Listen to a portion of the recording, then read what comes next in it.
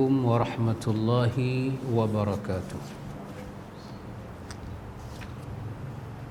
اللهم لك الحمد وإليك المشتكى وبك المستعان وأنت المستعان ولا حول ولا قوة إلا بك. أما بعد، أيها الإخوة الأحبة، أخي مسلم وأختي المسلمة، أعزكم الله وأحبكم في الله. Alhamdulillah ikhwan, summa alhamdulillah, min fadlillah, di atas kurnia Allah Jalla wa'ala, min rahmatillah, di atas rahmat Allah kepada kita, di atas nikmat Allah kepada kita, kita boleh menyambung majlis ta'lim kita ikhwan. Setelah setahun kita berpisah, ini kalau masuk 11/9 cukup setahun, kira 11 bulan, 11 bulan kurang sebulan. Kita menyambung buku kita ini yang ditulis oleh Dr. Ahmad Farid, iaitu tentang zuhud dan kelembutan hati. Dia bercerita tentang zuhud dan kelembutan hati, az-zuhdu war-raqaiq, tentang zuhud dan kelembutan hati. Buku ni kita baca pada 24 hari bulan 8 2016, 24 hari bulan 8 2016. Kemudian kita berhenti setahun, kita sambung balik 19 hari bulan 8 2020, dengan kita ditemani oleh COVID-19. Dia adalah peneman setia kita. Baik ikhwan, sebelum kita baca buku ini, di bawah tajuk kita faedah-faedah zikir, iaitu kita masih di bawah tajuk yang besar kita pada muka surat 153 kalau buku saya, kalau Ustaz Samsul 154. Kita di bawah bab yang ketujuh, iaitu bab dia kata faktor-faktor kehidupan hati dan makanannya yang bermanfaat. Atau bahasa yang lebih mudah kita faham, apakah benda yang menyebabkan hati kita hidup, dan apakah perkara yang kita kena adakan dalam hati supaya hati ini menjadi hidup dan bermanfaat. Macam orang ada hidup dia jadi jahat, maka ada hati hidup pun boleh jadi jahat. Maka kita nak cari apakah punca hati itu boleh hidup, iaitu kita mendapat hati yang sahih, qalbun sahih, hati yang sihat, hati yang hidup, dan hati hidup itu bermanfaat. Maka di bawah tajuk ini kita jumpa tajuk kecil yang pertama. Dia kata apa yang boleh menghidupkan hati? Berzikir kepada Allah Jalla wa'ala dan tilawatul Quran. Itu perkara yang pertama yang kita baca pada 4 hari bulan 9. Ini tajuk yang kita baca ini, tajuk kecil, dia adalah tajuk kecil di bawah tajuk berzikir kepada Allah dan tilawatul Quran. Apa manfaat kita berzikir, dan apa pula manfaat kita membaca Al-Quran untuk hati kita? Maka ini tajuk untuk menjadi sebab kepada kehidupan hati. Hati itu jadi hidup dengan zikrullah, hati itu menjadi hidup dengan tilawatul Quran. Sesuai dengan perkataan Syekhul Islam Ibn Taymiyah. Kata Syekhul Islam Ibn Taymiyah, dia kata hati manusia, hati kita dengan kita sama seperti ikan dengan ayam. Jadi kalau ikan tu dipisah dengan ayam, ikan akan mati. Demikian hati dengan manusia ini, zikir dengan manusia. Jadi hati manusia dengan zikir, kedudukan dia macam ikan dengan ayam. Kalau dipisah hati dengan zikrullah, dipisah hati dengan tilawatul Quran, maka dia akan mati. Imam Ghazali pula cerita menarik dalam kitab Ihya dia berkenaan dengan seorang yang bernama Fatah Al-Mausili.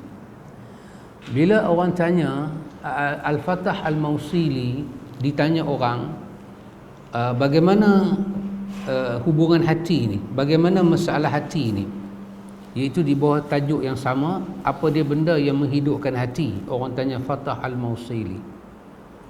Fatah Al-Mausili seperti yang dinakalkan oleh Imam Al-Ghazali Hujatul Islam, Fatah Al-Mausili kata pada dia kata hampa biasa tengok ada orang sakit. Dia kata iza muni'u minal marid al-aklu wa syurbi wa dawa thalathata ayyam. Kalau orang sakit itu dipisahkan dia daripada makan, minum dan ubat 3 hari, apa akan jadi kat dia? Fatah Mausili tanya. Dia kata apa? Dia kata yamut, dia akan mati. Kata Fatah Al-Mausili, kadzalikal qalb. Dia kata demikian itulah hati. Kalau dipisah dia daripada ilmu, daripada hikmah 3 hari, waalaikumsalam Ustaz Zaid, maka dia akan mati. 3 hari dia akan mati. Jadi kematian hati itu dia tak sama dengan kematian jasad. Bila jasad mati dia ada bau, warna dia, itu semua dia ada. Tapi kalau hati mati, apa akan jadi? Saya pinjam perkataan yang disebut oleh sebahagian ahli sufi. Saya pinjam perkataan mereka, pinjam perkataan saja. Dia orang cakap hilangnya zauq atau kita kata zauq, rasa tu hilang, rasa ibadat. Ataupun yang lebih jelasnya adalah hadis Bukhari dan Muslim, hadis Anas bin Malik. Nabi guna perkataan halawah, kemanisan, manis dalam ibadat, manis dalam berzikir, manis dalam tilawatul Quran, manis dalam menuju jalan menuju Allah, manis menerokai jalan menuju Allah. Ini sangat luar biasa. Ada satu hadis yang kita dah baca dah, dan saya fikir dalam buku kita ni ada dalam bab awal itu, daripada Muawiyah bin Abi Sufyan. Muawiyah bin Abi Sufyan satu hari dia keluar daripada masjid. Dia kata dekat kawan-kawannya sembang kat masjid. Dia kata, hampa dah buat apa? Hampa buat apa ni? Tanya. Dia kata, tak ada apa-apa Muawiyah, kami duduk, kami bersembang pasal iman, pasal nikmat Tuhan pada kami bersyukur. Muawiyah kata, aku tanya dekat hampa macam ni bukan pasal apa. Sebab dia kata dulu lepas semayang, kami sahabat duduk dekat masjid, Nabi tanya soalan tu dekat aku, kat kami semua. Kami duduk, tiba-tiba Nabi mai. Nabi tanya soalan. Nabi kata, apa yang hampa dah buat ni? Jadi aku tanya dekat hampa macam Nabi tanya kat kami. Kami jawab masa tu, kami kata, ya Rasulullah, kami tak buat apa-apa. Kami duduk, kami mengenangkan nikmat Tuhan. Kemudian kami memuji Allah di atas nikmat yang Allah bagi. Nabi kata, betul ke? Tak ada sebab lain, tak ada topik-topik lain. Muawiyah kata, kami sahabat kata tak ada, melainkan itu saja. Nabi kata, Muawiyah cerita, Nabi kata, yang aku tanya ni bukan pasal apa. Sebab Nabi kata, malaikat datang kepada aku, malaikat bisik kat aku bahawa para malaikat di langit sana berbangga dengan apa yang sedang hampa buat ni. Para malaikat seronok tengok apa yang hampa duk buat ni.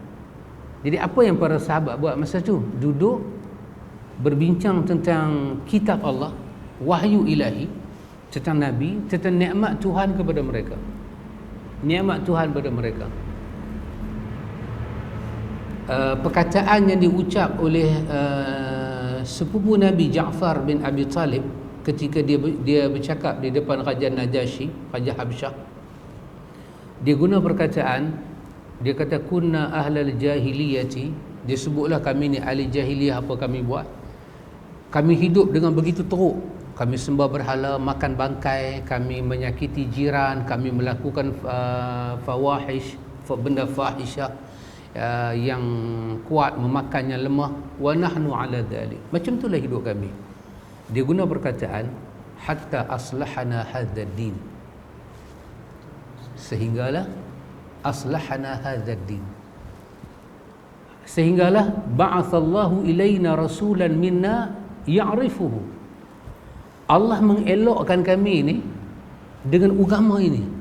Aslahana bihadzal din. Allah mengelokkan kami dengan agama ni. Macam mana? Allah bangkitkan kepada kami seorang rasul yang kami kenal nasab keturunan dia dan dia daripada kami. Jadi apa yang selalu sahabat duduk bersembang, duk jadikan isu berbangkit dalam perbincangan, iaitu tentang nikmat yang Allah bagi pada mereka, iaitu Rasulullah datang di tengah-tengah mereka. Ini Allah sebut pada ayat 162 daripada Ali Imran, iaitu Allah Ta'ala kata laqad mannallahu 'alal mu'minina idh ba'atha fihim rasula. Allah telah memberi satu anugerah, satu nikmat, satu anugerah yang besar kepada orang beriman dengan Allah bangkitkan kepada mereka rasul. Maka ini satu nikmat. Baik, jadi apa kena mengena cerita ini dengan tajuk kita, iaitu daripada tanda hati yang mati ini, dia tidak rasa kenikmatan dengan anugerah Tuhan yang besar ni. So kalau orang boleh bercakap tentang nikmat Tuhan, tentang hidayah Tuhan, dia tak boleh rasa itu nikmat. Macam dia rasa makan, minum, duit, ringgit masuk. Ada orang, katalah orang datang, orang bagi duit pada dia dengan jumlahnya besar. Dia akan kata apa? Masya Allah, dia kata rezeki tak sangka-sangka. Terujarnya dia, seronoknya dia dapat nikmat tu, sampai dia kata tak sangka-sangka nikmat datang. Tapi bila dia bercakap tentang agama, dia tak boleh ada rasa macam tu. Kata para ulama, ini apa dia? Ini daripada tanda hati yang sakit nak mati. Sakit nak mati. Begini ikhwan, ingin saya katakan satu perkara yang penting. Yang penting. Kita ikhwan, besok bila kita mati, akan ada satu memori hidup kita dalam dunia. Dia akan kita bawa ke akhirat. Dalam dunia ni, macam sekarang ni lah, umur kita dah macam ni kan. Dia ada satu memori yang kita ingat masa kita kecil. Sampailah tak boleh lupa. Ustaz Nan dah? Lupa semua. Allah, Masya Allah. Lama-lama dia timai balik. Dia timai. Bila kita satu masa, pasal tu kita bila tua, kita tengok cucu kita seronok. Ahli psikologi kata, sebenarnya kita ni bukan seronok dengan cucu tu. Bila kita tengok cucu, memori kita terhadap anak tu dia.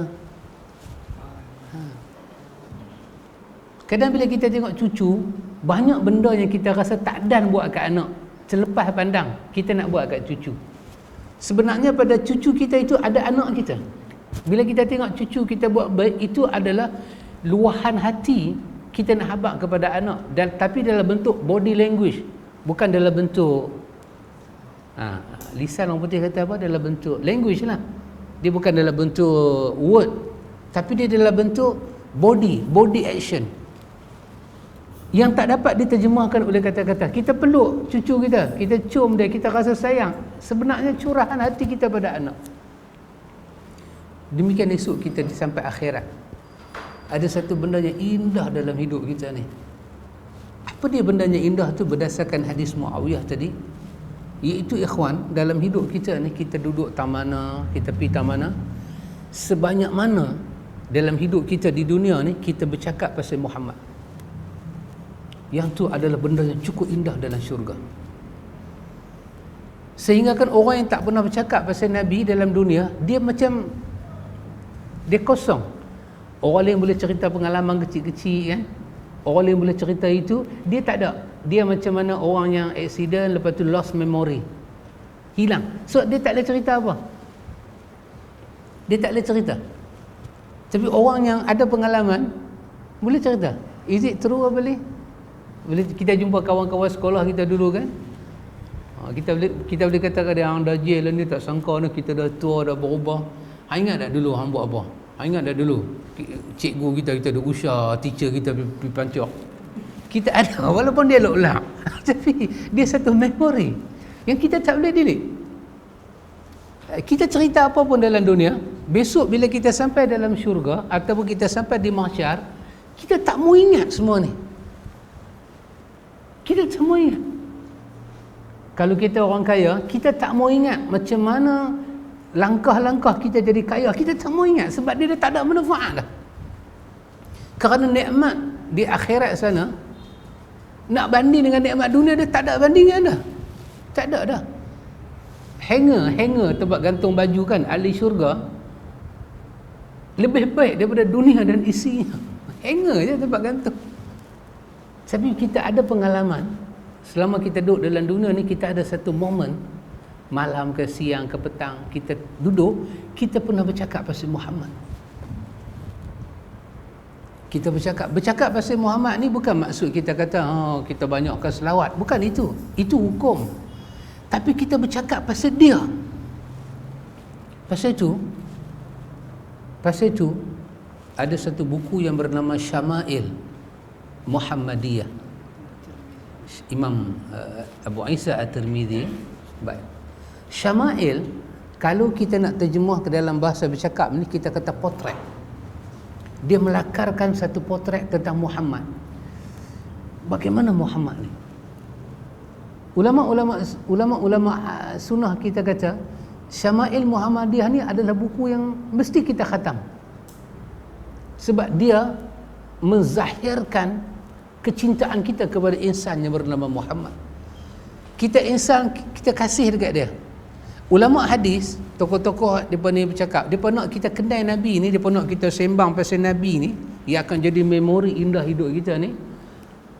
Katalah saya kata beli dalam riwayat sebut, riwayat Anas kata Rasulullah ni kalau dia pakai baju warna merah punya cantik lah. Dengan saya tahu kedudukan hadis itu sahih ke, saya kata kat beli dalam Anas kata tak pernah aku tengok satu orang pakai warna yang lebih cantik daripada Rasulullah pakai warna merah. Cantik sangat. Lepas tu Zaid tambah. Zaid kata Rasulullah ni dalam hadis cerita, sahabat kata Nabi bila rambut dia panjang kan, dia suka minyakkan rambut dia. Sahabat kata cantiklah rambut dia.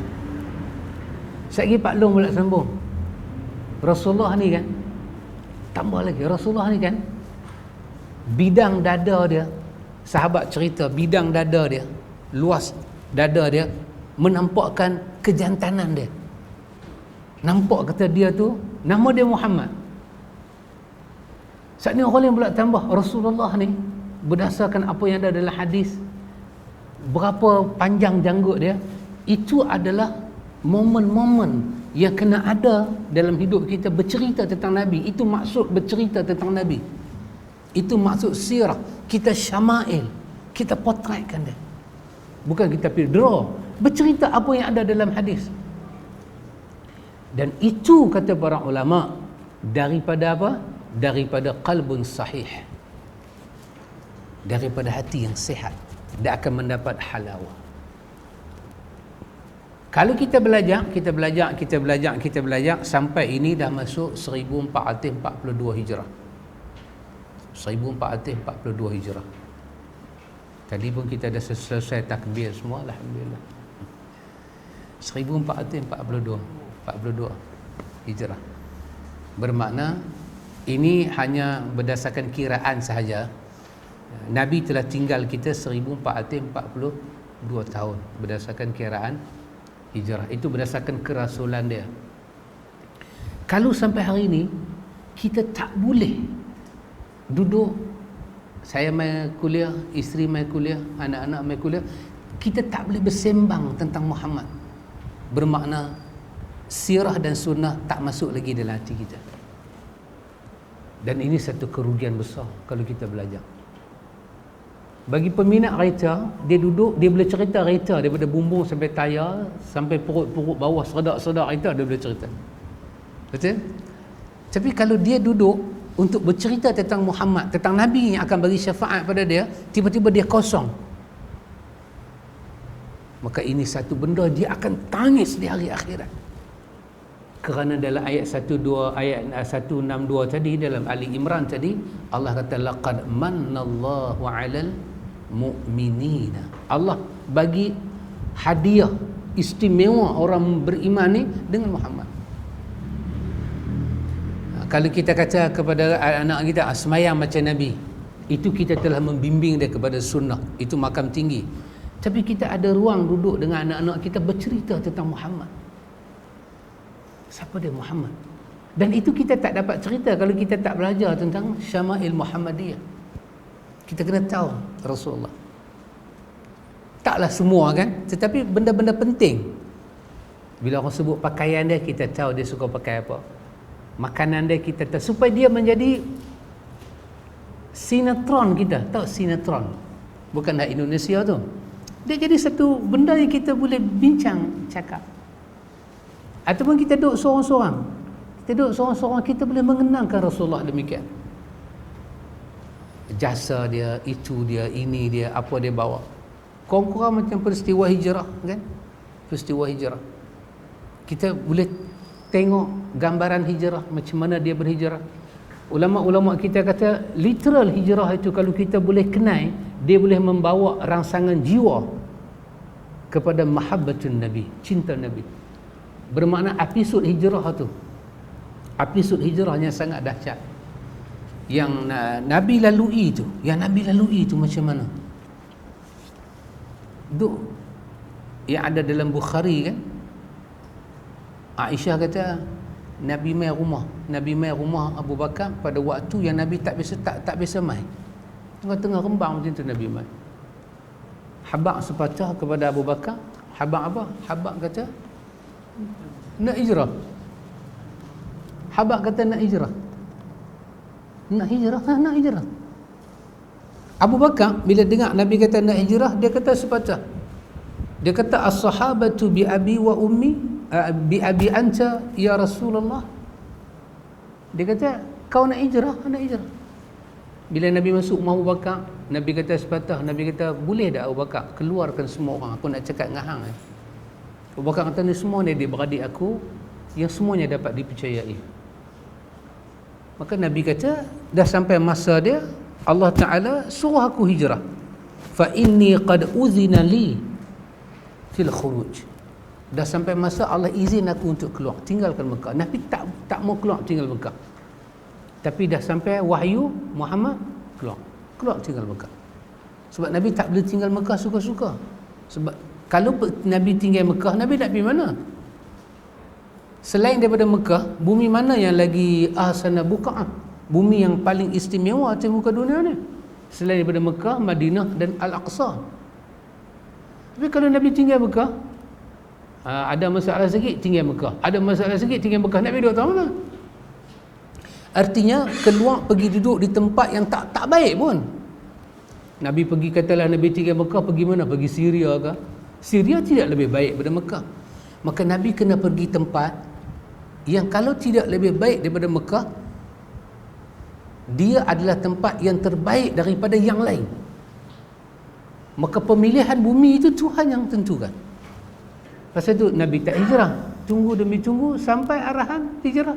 Abu Bakar kata as-sahabatu, adakah sahabatmu ini akan teman kau? Nabi jawab sepatah ke dia. Nabi kata na'am. Aisyah radhiyallahu anha, seperti dalam Fathul Bari Ibnu Hajar kata, Aisyah kata aku tak pernah tahu ada orang ni menangis kerana suka. Aku ingat orang menangis ni kerana sedih, kerana sakit. Aku baru tahu lagi satu orang menangis kerana seronok. Bila aku tengok Abu Bakar, baru aku tahu ada tangisan seronok. Dia menangis sungguh kerana dia seronok dia dipilih. Ikhwan, bila Abu Bakar menangis kerana dia dipilih untuk hijrah, ini saya katakan, ulama sirah kata huna tabda'ul qissah min ajli ma urifa tarikh al-mughamara fi sabilil haqq wal aqidati wal iman wa quwwatan wa raw'atan. Ini tapak asas dia. Abu Bakar yang buka tapak asas ni. Iaitu apa dia? Ulama kata di sinilah, huna, daripada sinilah tabda'ul qissah, bermulanya suatu kisah yang dikenali oleh manusia dalam sejarah manusia. Sejarah apa? Sejarah al-maghamaratu fi sabilil haq. Itu manusia ni dikejar. Dia redha dia dikejar orang hambat dia lari. Dia sanggup lari. Dikejar demi kebenaran, demi akidah dan demi iman, demi kekuatan dan demi keagungan kepercayaan dia. Abu Bakar nak pergi ke gua sana kan? Gua apa? Gua Thur kan? Nak pergi duduk sana. Dan ada juga musuh datang. Dia seronok lalui benda tu. Pasal itu orang kata hijrah ni peristiwa iman. Abu Bakar memulakan itu. Muhammad Rasulullah, dia menerima wahyu dari Allah, tapi di kalangan umat Abu Bakar pecah tradisi ini. Satu kisah kata para ulama, huna tabda'u qissah min ajalli ma urifa tarikh, iaitu bagi orang yang mengenal tarikh, orang yang mengkaji tarikh sirah, dia akan tahu inilah kisah yang dikenali manusia dalam sejarah pengejaran. Dua orang dikejar oleh orang banyak. Kenapa mereka dikejar? Kerana sabilil haq, kerana mempertahankan kebenaran mereka bawa, kerana mempertahankan akidah, keyakinan mereka, iman, kekuatan dan keagungan. Siddiqul Akbar, Abu Bakar As-Siddiq, Siddiqul Akbar. Jadi ini ikhwan, kalau kita boleh cerita dalam keluarga kita, dalam diri kita, atau kita duduk seorang-seorang, kita boleh membayangkan itulah proses hijrah dia. Bermakna dalam hidup kita ni telah ada satu memori yang indah kita akan bawa ke alam lain. Tapi kalau tak ada, kita tak boleh bayang. Macam mana kita cuba nak bayang kegembiraan Abu Bakar pada waktu itu. Dia gembira dia. Gembira sangat-sangat, seronok sampai dia menangis. Sampai isteri dia, anak dia, Aisyah, anak dia, awak bapa aku menangis, baru aku tahu ada tangisan kegembiraan. Subhanallah, bermula sejarah itu ikhwan. Pasal itu apa yang Abu Bakar korban dalam hijrah ni sangat besar, tidak biasa-biasa. Dia awal lagi, dia dah tahu dah hasrat Nabi nak keluar hijrah. Dia dah siap dah kenderaan kat Nabi. Dia cari siap dah Abdullah bin Uraiqid, kan?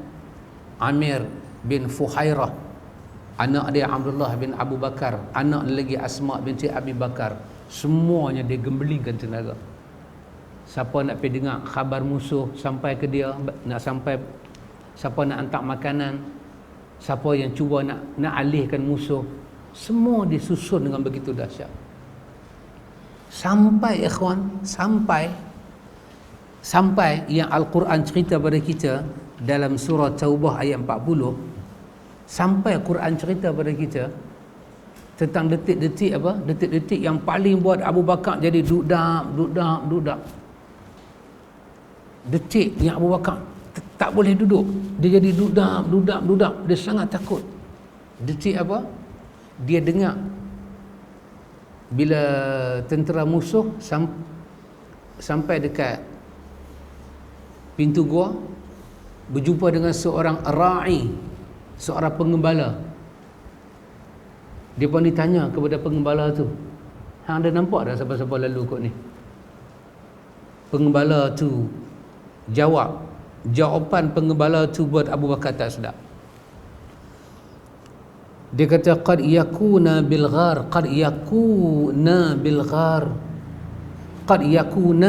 ghar. Dia kata kalau orang nak mai ke sini tak mustahil.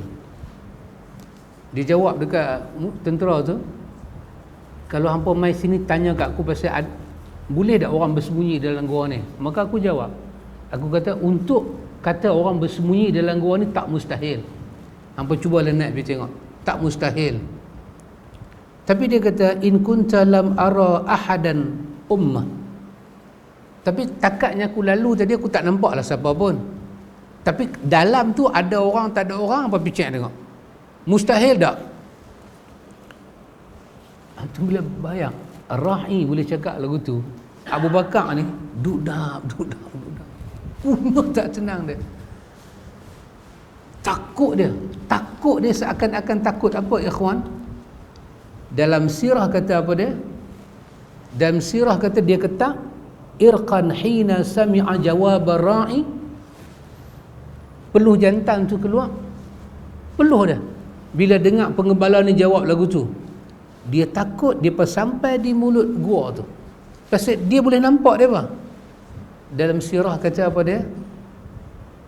Fa'amsaka anfasahu. Dia sanggup tarik nafas dia tahan.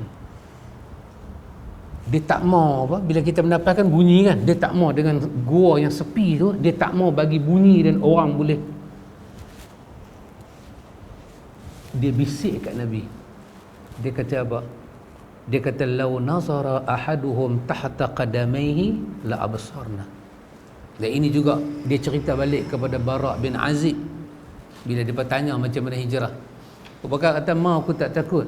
Kalau seorang daripada mereka nazara, dia pergi jenguklah lagu tu tahta qadamaihi. Kira dia, orang kata jenguk tu nampak tumit lah, dia akan nampak kami ada dalam gua. Kira dia turun, dia jenguk, tunduk sikit je badan dia akan nampak kami. Macam manalah aku tak takut.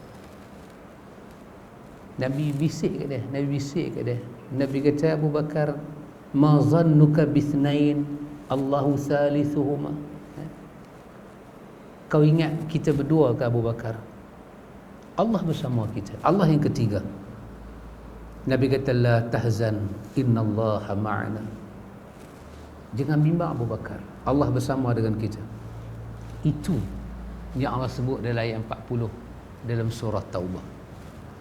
Allah kata, illa tansuruhu faqad nasarahu Allah idh akhrajahu alladhina kafaru thaniya ithnaini idh huma fil ghar idh yaqulu li sahibihi la tahzan innallaha ma'ana fa'anzalallahu sakinata alayhi wa ayyadahu bijunudin lam tarawha wa ja'ala kalimatal ladhina kafaru sufla wa kalimatullahi hiyal ulya wallahu azizun hakim.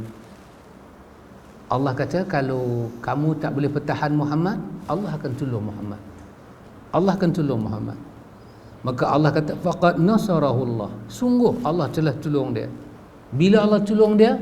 Idh akhrajahu alladhina kafaru, ketika orang kafir nak hambat dia keluar. Mereka berdua, kata Allah, berada dalam gua. Bukan dia seorang, ada dua orang dalam gua tu. Tapi Allah tak sebut nama Abu Bakar.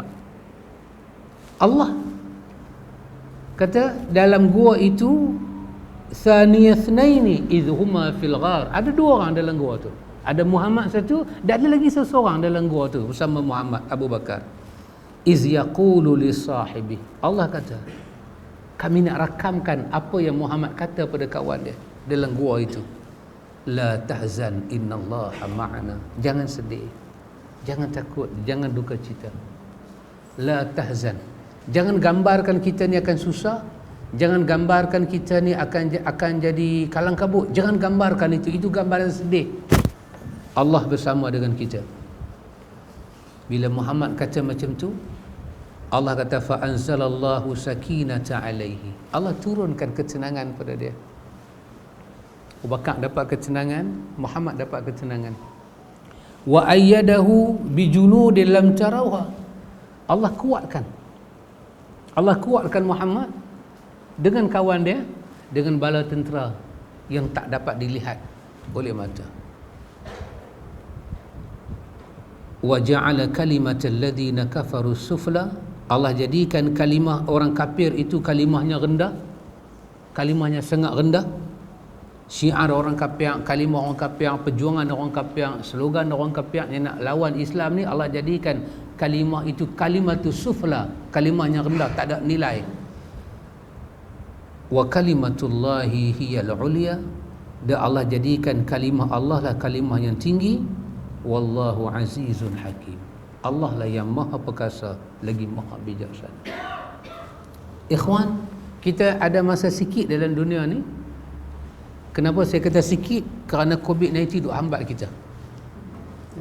Dia hambat kita. Dulu utara tak kena, sekarang dia attack utara. Pantai Timur pula tak kena. Pantai Timur pula bersih.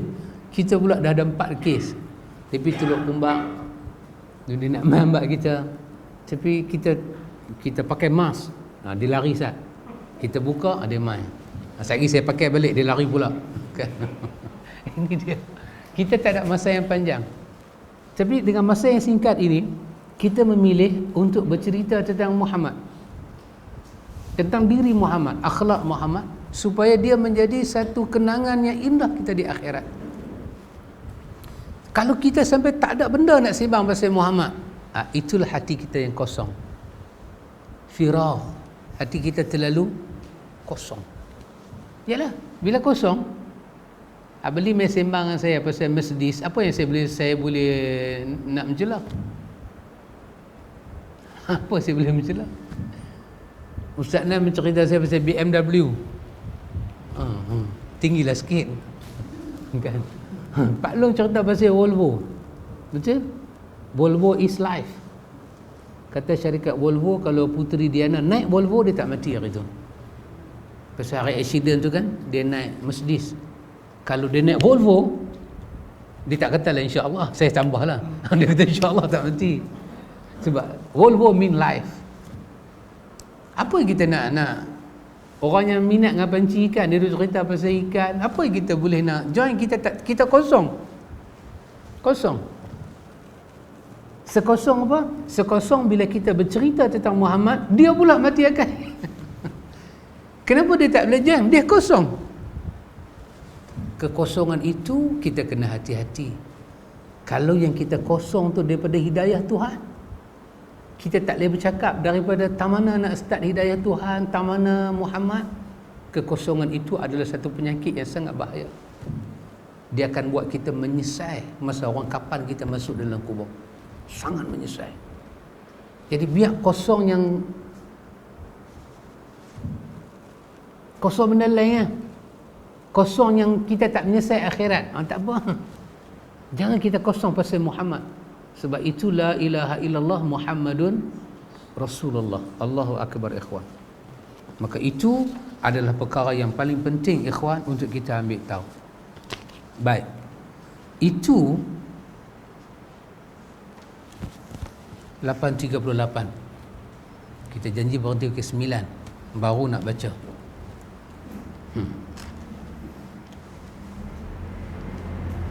Baik. Kita tengok buku kita ini setelah setahun kita berpisah. Pak Long, Elikit punya lagu tu macam mana?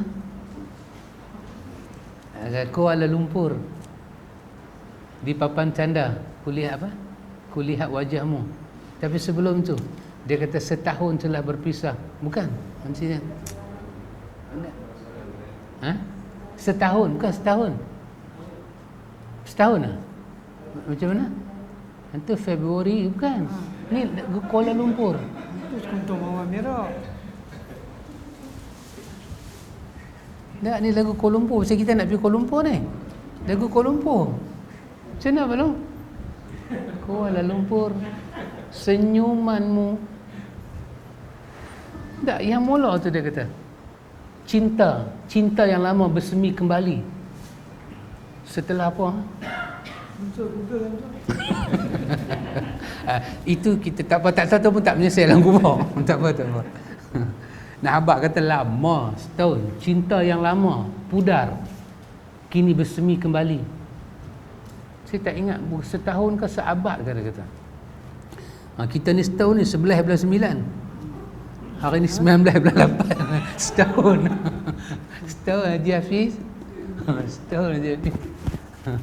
Tak ada. Minggu Rian Manzul pun tak ada. Kita Gurun Basar Manzul pun tak ada. Setahun. Baik.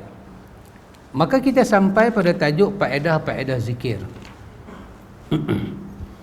Imam Ibn Qayyim rahimahullahu ta'ala menyebut dalam kitab dia Al-Wabil As-Sayyib, Al-Wabilus Sayyib. Al-Wabilus Sayyib, dia kata bahawa zikir memiliki lebih dari 70 faedah. Tapi ini dia nak bercakap tentang bila kita kata subhanallah, subhanallah, manfaat zikir itu pada roh kita. Dia bukan nak bercerita tentang keajaiban zikir itu. Dia nak cerita faedah zikir pada orang yang berzikir. Dan dia himpun banyak dalam buku itu. Di antaranya dia kata, zikir dapat mengusir syaitan, mengekangkannya dan mengalahkannya, mendatangkan redha Allah Jalla wa'ala, menghilangkan kegelisahan, kegundahan dan kesedihan, serta mendatangkan kebahagiaan, kegembiraan dan kesenangan bagi hati. Itu yang pertama Ibn Qayyim nakalkan, bahawa zikir sangat dibenci oleh syaitan. Ini ikhwan satu perkara yang sangat penting. Ini nama dia akidah. Tadi kan Abu Bakar keluar daripada rumah dia nak ikut Nabi. Apa ulama sirah kata? Kerana akidah, kerana kebenaran. Ahlus sunnah ikhwan, dia percaya satu perkara, dalam perkara-perkara ghaib ini kita tak boleh masukkan akal. Kita tak boleh masukkan akal kita untuk faham. Melainkan kita terpaksa tawakuf, berhenti kepada dalil. Kenapa syaitan dia dengar zikrullah, dia dengar ayat Quran, dia terbakar? Itu tak dapat kita nak fikir. Tak dapat kita fikir. Bila baca ayat Quran, dia tak suka. Apa yang Quran itu buat, gelombang Quran itu pergi ke telinga dia, masuk dalam molekul badan dia, buat apa? Kita tak tahu. Tak ada penjelasan. Tapi kita berakidah, mengimani ini. Syaitan dia musuh kita. Dia musuh kita. Apa yang buat dia benci kepada Adam? Tak tahu. Sangat tak tahu. Apa yang dia benci pada Adam? Tak tahu pasal apa. Adakah Adam nak merampas takhta dia? Bukan ada pemilihan apa dalam surga masa tu. Dia dengan kelebihan dia, malaikat dengan kelebihan malaikat, Adam dengan kelebihan Adam. Dan dia pun tahu, dia daripada api, malaikat daripada cahaya nur, Adam daripada tanah. Mana boleh masing-masing nak bertukar, nak merampas? Tak boleh. Tapi apa yang membangkitkan hasad dengki dia? Tak dapat kita fikirkan. Melainkan kita terpaksa berhenti kepada nas yang Quran cerita. Kalau kita lajak lebih, kita akan jadi kacau. Kita akan jadi kacau. Apa yang menyebabkan Fir'aun kata dia tu Tuhan yang maha tinggi? Apa yang dia fikir? Tak dapat. Kita tak dapat nak menerjah. Kenapa? Kerana ini perkara-perkara gaib.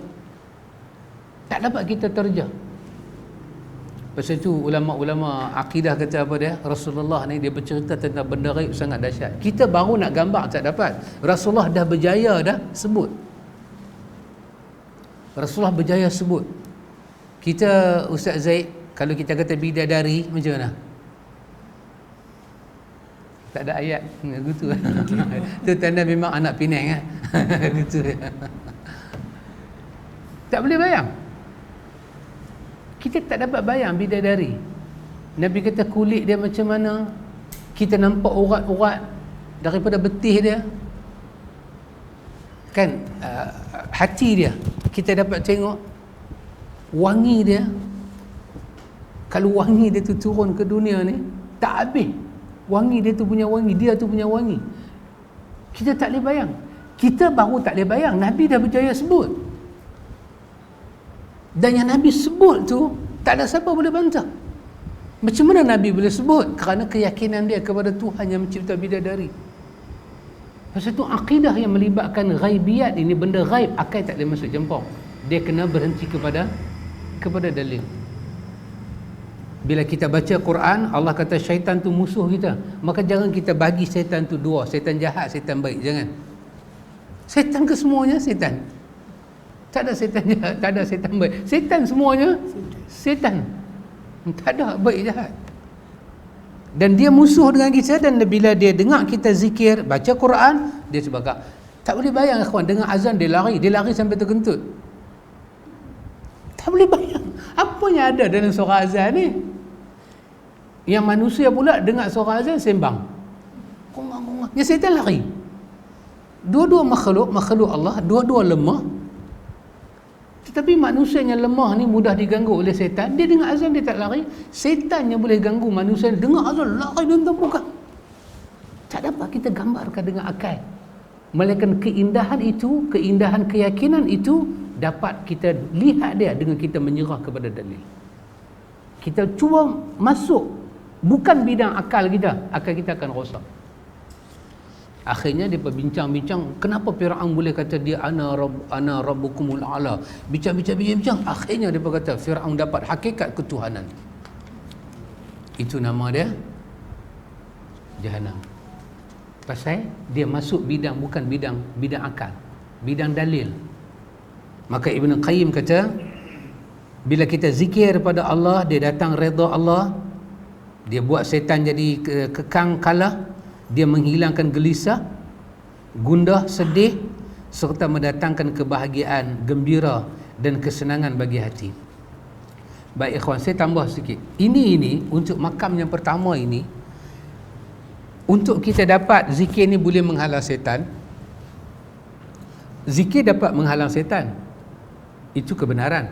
Cuma diri kita ni confident tak dengan zikir tu? Kita kadang-kadang kita tengok ada orang kena hantu setan, kita nak baca ayat kursi kat dia tu macam tak terkeluk di mulut kita. Tapi mai satu kawan yang boleh tangkap jin dalam botol ni, bukan baca ayat kursi, dia boleh pegang leher kawan tu. Semua dia pegang, dia tu pun tunduk, kita tekan je atas setan. Kita nak baca, kita jadi gugup, jadi macam seram sejuk, rasa macam dia duduk jegir. Dia tak baca, hamba ni hang baca. Kita pun baca, tajwid pun tak betul, dia poli kita. Setan kot mana mengaji tajwid. Dia poli kita. Baik, ini ikhwan, ada beberapa perkara kita kena settle. Apa dia? Untuk rasa kebahagiaan zikir, satu, kita kena tahu nilai zikir. Nilai zikir yang kita sebut itu apa? Nilai dia, kebesaran zikir. Bila kita kata satu perkataan Alhamdulillah sebagai contoh, kita kena tahu Alhamdulillah yang kita ucap tu, Tuhan nilai apa? Besar tak besar? Kita sebut satu Alhamdulillah, Nabi sebut dalam riwayat Muslim, tamla'ul mizan. Jadi kebesaran kita kepada zikir tu kita kena hadir. Jiwa kita kena tangkap. Nabi kata bila kau sebut sekali Alhamdulillah, penuh mizan. Mizan kan tempat timbang amal kita. Bawa dengan dosa macam-macam nak timbang. Tapi satu Alhamdulillah, hilang semua perbuatan yang lain. Nampak dia aja duduk di timbangan tu. Besar mana kan? Dia tu besar mana? Supaya bila kita sebut Alhamdulillah, kita rasa yang sedih itu akan terhilang dengan fadilat yang Tuhan bagi kat kita.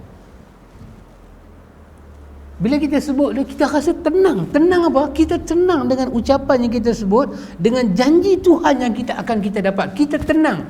Masa kita boleh hadir benda tu, masalah yang kita sedang tanggung tu, dia akan hilang seketika. Zikir bukan penghilang masalah. Kita tak ada duit, kita zikir-zikir, tiba-tiba orang bank telefon, tuan kami pun suddenly, kami terkejut, tiba-tiba akaun tuan aktif dengan sendiri. Ini tidak ada. Tak ada zikir demikian. Tak ada. Kalau ada, ramai ada orang kaya dengan zikir.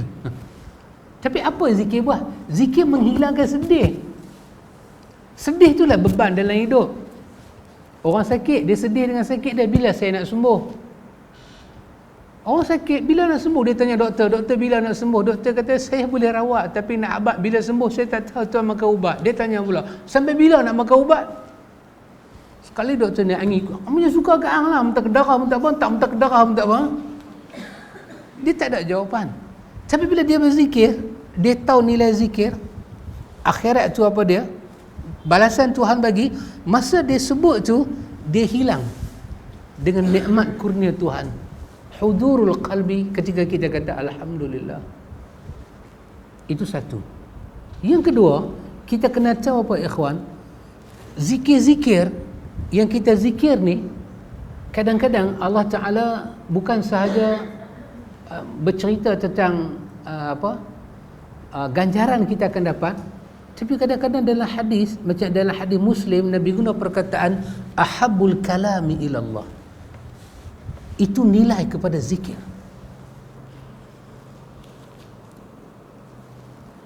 Kita kata subhanallah, walhamdulillah, wala ilaha illallah, wallahu akbar. 3 ni kan. Nabi kata apa dia? Nabi kata ahabbul kalami ilallah. Nabi kata kalam yang paling dicintai oleh Allah. Apa yang kita kena tahu di situ? Ini bukan masalah balasan. Ini masalah kalimah yang kita sedang ucap itu adalah kalimah yang paling Tuhan cintai. Cuba bayang kita menyebut satu kalimah yang paling Tuhan cintai. Apa kita dapat daripada ini? Orang dia mencintai benda ini, tiba-tiba benda tu ada di lisan kita. Apa akan jadi dengan kita? Apa ni, cuba bayang balik. Satu benda, orang, ada satu orang yang mencintai satu benda, benda yang dia cintai itu ada dekat kita. Kita akan jadi orang apa? Wow, saya tak tahu. Cuba bayang. Di tangan kita ni ada benda yang orang tu cintai, dan yang mencintai benda ni apa dia? Allah. Ahabul kalami ilallah. Kalam. Kita macam saya duk bercakap lagu ni, ini panggil kalam kan? Saya panggil Ustaz Nan kata ya itu kalam. Tapi dalam banyak-banyak kalam, ahabul kalami ilallah. Kalam yang paling Allah cintai. Satu hari Allah bagi anugerah kepada kita, kita boleh sebut subhanallah, alhamdulillah, la ilaha illallah, Allahu akbar. Kita kena sedar bila kita sebut benda tu tidak kecil di sisi Rabbul Alamin. Jadi macam mana kita nak sebut kalam tu? Dulu kan ada hal sikit orang bercakap tentang apa? Zikir menari. Sambil kita zikir menari. Motor kan, saya ingat mercun. Cuak juga. Zikir menari. Tengok menari maksud dia apa? Gerak badan berlaku lah. Kalam yang paling dicintai oleh Allah, dengan tingkah laku kita terhegeh-hegeh, masuk tak nilai dia? Ahabul kalami ilallah. Ini kita musim apa ni, Mak Ali Jerah kan, akan ada orang dapat tokoh Mak Ali Jerah kan. Bayang penyerahan tokoh Mak Ali Jerah tu bagi satu state itu, bila orang dapat tokoh Mak Ali Jerah, bila state pilih dia, di sisi kerajaan negeri yang pilih tu, orang ni orang apa? Oh, alhamdulillah kita bagi tokoh Mak Ali Jerah kerana dia ni drug addict, masuk penjara keluar, dia baguslah Johan. Adakah orang lagu tu akan diberi tokoh Mak Ali Jerah? Tidak kan? Jadi bila satu orang ni dia pergi ambil anugerah tu, dia pergi ambil dengan juah. Siapa yang nak bagi tokoh tu agak-agak, yang nak, orang yang nak bagi tu, nilai penyerahan itu apa? Orang yang dipilih tu dengan hari yang nak diberi, siapa yang nak bagi? Tak tahu kawan ni main selop pendek, pakai baju kanci perak, selop pendek. Nak pergi mana? Nak ambil tokoh Mak Ali Jerah. Guard mana nak bagi dia masuk? Kan pakaian dia tak melambangkan dia tahu apa yang dia akan dapat.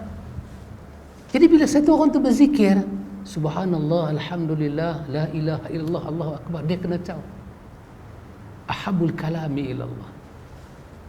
Bila dia tahu benda tu, yang Imam Ibn Qayyim kata pertama tadi, tentu dah dia akan mendapat keredaan Allah Jalla wa'ala. Lagi satu, bila kita zikir, macam Nabi sebut dalam hadis, Nabi sebutlah hadis. Pasal itu kita, di samping kita nak ambil zikir tu daripada Nabi, kita juga nak lihat sebutan Nabi tentang nilai zikir tu. Nabi kata apa, ikhwan? Nabi kata kalimatani. Itu sana, kalimatani khafifatani 'alal lisani thaqilatani fil mizani habibatani ila rahmani. Tengok nilai pada ucapan subhanallah wa bihamdihi subhanallahil azim. Supaya zikir tu dengan nilai dia kita zikir, dengan hati kita at par. Jadi macam mana kedudukan kita nak duduk zikir kalau atau kita berbaring sekalipun, kita bawa kenderaan sekalipun, macam mana kita nak zikir bila kita tahu nilai zikir ni? Nabi kata kalimatani. Nabi kata ada dua kalimah. Khafifatani 'ala lisani. Nabi kata ringan di atas lidah. Thaqilatani fil mizan. Nabi kata tetapi sangat berat di atas al-mizan. Tadi sebut sepatah alhamdulillah penuh mizan, penuh. Tapi yang ni memberat al-mizan. Berat. Quran kata fa amma man thaqulat mawazinuhu. Apa jadi pada dia? Fa huwa fi 'ishatin radiyah. Siapa yang thaqulat mawazinu, berat mizan dia, kehidupan yang dia akan lalui lepas mizan tu, lepas ditimbang amal dia, mizan dia berat kepada amal baik, kehidupan apa dia akan lalui? Dalam kehidupan yang sangat diradai oleh Allah. Nabi kata ada dua kalimah kalau kamu ucap. Sebenar Nabi kata lisan kamu senang, kamu boleh ucap. Tak ada apa-apa boleh ucap. Tapi Nabi kata thaqilatani fil mizan. Dua-dua kalimah ni memberatkan al-mizan. Bukan dekat tu. Nabi kata habibatani ila rahman. Kedua-dua kalimah ni sangat dicintai oleh ar-Rahman. Subhanallah wa bihamdihi subhanallahil azim. Bila kita tahu yang tu, apa yang Imam Ibn Qayyim kata, dia merawat kesedihan, dia boleh mengalahkan iblis yang duduk di keliling kita, dia akan jadi. Tapi kalau kita zikir dengan kita kosong nilai dia, kan kita sekarang suka berzikir kan, masyarakat suka zikir, tapi tak mau tahu daripada Nabi apa nilai dia. Itu kita sambak, kita baca doa awal tu, doa akhir tu, walaupun kita tahu Muhammad tak baca,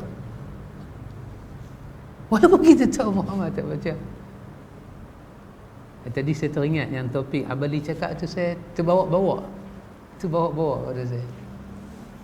Saya sebut secara umum sajalah kan. Tadi dia perinci lah, tapi saya sebut secara umum. Secara umum dia, ada orang pergi mengajak orang semayang.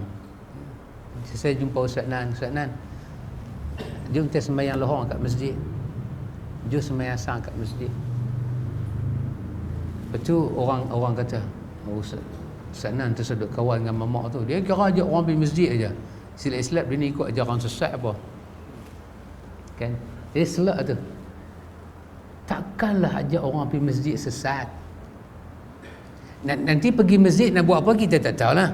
Tapi literal dia, bila ajak pergi masjid untuk apa? Untuk solat lah. Mungkinkah orang ajak orang pergi masjid ni boleh jadi sesat?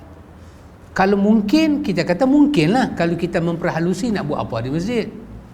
Kalau pergi masjid ramai-ramai duk pergi zikir goyang pungkong tu macam Indonesia tu, memang sesat lah. Tapi itu kita tak memperinci. Nak perinci literal bahasa. Ustaz Nan, jom kita lohong kat masjid. Ustaz Nan, jom kita i'tikaf kat masjid. Perkataan itu takkan membawa kepada sesat kan. Tadi ingat balik, saya terfikir, kalau perkataan ajak orang pergi ke masjid itu perkataan yang baik, takkan mengajak orang kepada sunnah sesat. Tak sesuatu boleh bayang. Ajak orang pergi masjid baik, tapi mengajak orang beribadat pada Allah dengan sunnah Nabi, tiba-tiba yang tu dia kata sesat. Saya ajak Ustaz Nan pergi masjid, orang tu baguslah saya. Tiba-tiba Ustaz Nan ajak saya kepada sunnah, saya kata dia sesat. Ajak orang pergi masjid pun nampak jalan dia. Adakah mengajak orang kepada sunnah? Kita kata ajak orang kepada sunnah ni, ajak orang kepada apa? Ajak orang berbuat seperti apa Nabi berbuat dan tidak berbuat seperti Nabi tidak berbuat. Itulah. Itu saja. Takkan itu sesat. Kita kata pada orang sahabat, walaupun awal tahun ke akhir tahun ke, jangan tumpukan dengan doanya khusus pada masanya khusus dengan upacara yang khusus, kerana tidak ada daripada Nabi. Takkan ucapan mengajak orang kepada Nabi sesat. Ajak orang dengan umum saja pergi masjid pun tak sesat, itu baik. Ajak orang kepada sunnah, bolehkah sesat? Maka kita pun nak tahu sunnah mana yang sesat ni. Maka sunnah terpaksa bagi dua, Pakcik Ramli. Ada sunnah yang tak sesat, ada sunnah yang sesat. What is it? Ini baru jadi what is it? Zikir-zikir yang kita nak baca itu, kita kena tahu dia punya nilai di sisi Allah. Dia akan buat apa? Dia akan buat kita, bila kita nak sebut zikir tu, kita menyedari keadaan kita. Macam mana aku nak berhadap dengan Tuhan nak baca zikir ni? Sesuai tak kalau kita kata ahabul kalami ilallah, kan kalam yang paling ahabu paling dicintai. Subhanallah. Masa kita nak sebut tu, kita sebut subhanallah, subhanallah walhamdulillah wala ilaha illallah wallahu akbar. Telinga kita dengar lagu, mulut kita sebut, fikiran kita tak boleh tumpu. Kita akan rasa, ya Allah, betapa tidak hormatnya kita dengan kalam ahabbu ilallah. Jadi yang tu tak akan datang kalau kita tak tahu apa Nabi cerita tentang zikir itu. Kita nak zikir Nabi cerita, bukan zikirnya orang ada-adakan. Tidak. Yang Nabi cerita. Imam Ibn Qayyim kata, ikhwan, yang kedua di antaranya, zikir dapat menguatkan hati dan badan, menyinari wajah dan hati, serta mendatangkan rezeki. Betul. Tengok masa nak tidur, Nabi suruh kita baca subhanallah 33 kan, alhamdulillah, Allahu akbar. Apa Nabi sebut pada Fatimah? Hang tak payah ada pembantu. Zikir ni benar-benar memberi vitamin pada badan. Ya Allah, dahsyat. Sayyidina Ali dalam malam perang Siffin, Nawawi ceritakan, dia masih duduk beramal sampai orang dia kata pada dia, esok nak perang lah Khalifah, ya Amirul Mukminin. Dia kata, sejak aku dengar Nabi kata pada Fatimah, aku tak pernah tinggal benda ini. Setiap kali kita berzikir, dia akan balik kepada badan. Itu kita kena tahu apabila Nabi kaitkan zikir itu dengan kelebihan badan. Bukan semua zikir bagi manfaat pada badan, sebahagian. Yang tu kita kena dengar daripada Nabi sendiri. Nabi suruh kita baca tu kan, apa tu, Nabi suruh kita embuih hati tapak tangan kan, lagu tu sapu masa nak tidur kan. Itu manfaat balik pada badan. Takat tu je kita buat, kita akan dapat manfaat. Dan buat masa bila? Masa nak tidur. Jangan buat tengah duduk berniaga. Tengah duduk berniaga, dia pimbui satu badan. Kata pasal apa? Nabi ajar, kalau kita baca lagu ni, tak kena sihir-sihir. Dah, buat masa tidur. Pergi buat masa berniaga, dia tak mujarab. Dia kena buat masa tidur. Dan Nabi tak tepuk belakang, pak. Tak payah tepuk. Pasal Nabi tak ajak tepuk lagu tu. Tapi ada zikir, Nabi kata letak di tempat sakit. Kan baca 3 kali bismillah, baca 7 kali a'udzu bi'izatillah kan, wa qudratihi min syarri ma ajidu wa uhadhi. Itu manfaat untuk badan. Memang sebahagian daripada zikir ni, dia menguatkan hati kita, menguatkan badan, dan dia akan bagi wajah orang yang berzikir tu dia naik. Ya betul. Ini bukan pelari-pelari, bukan susuk. Betul. Dia nampak wajah orang berzikir. Macam saya tengok muka saya, wajah zikir tak? Ahli berzikir. Kalau dah nampak, alhamdulillah. Baik ikhwan. Dan memang zikir ni ada mendatangkan rezeki. Ya, mendatangkan, dia memurahkan rezeki. Mudah rezeki kita masuk. Tapi apa yang Nabi sebut? Apa yang Nabi sebut? Cakap yang Nabi sebut itu, subhanallah. Yang berikutnya, di antaranya zikir akan menyelimuti orang yang berzikir dengan keluhuran peribadi yang mengkagumkan dan kesegaran, memberinya kecintaan yang merupakan ruh Islam, poros putar agama, dan garis edar kebahagiaan dan keselamatan. Yang ni apa maksud dia ikhwan? Yang ni kita tengok pada minggu yang akan datang. Tak boleh baca banyak-banyak, ambil sikit-sikit balik. Boleh Ustaz Samsul? Elok kita berhenti ke kita sambung? Pukul 9 dah, alhamdulillah. Ustaz Samsul dia berpegang dengan janji. Orang Arab kata al-wa'du dain, janji itu hutang. Jadi selama mana dah janji pukul 9, pukul 9. Yang minit-minit tu tak ambil kisah lah. InsyaAllah ikhwan, malam ni kita jumpa dua zikir dengan fadilat pertama, ini dengan fadilat yang kedua yang disebut oleh Imam Ibn Qayyim. Nanti kita akan tengok sedikit pengalaman Ibn Qayyim. Dia bercerita tentang zikir-zikir sangat menarik dengan zikir-zikir Rasulullah ni. Wallahu ta'ala a'lam.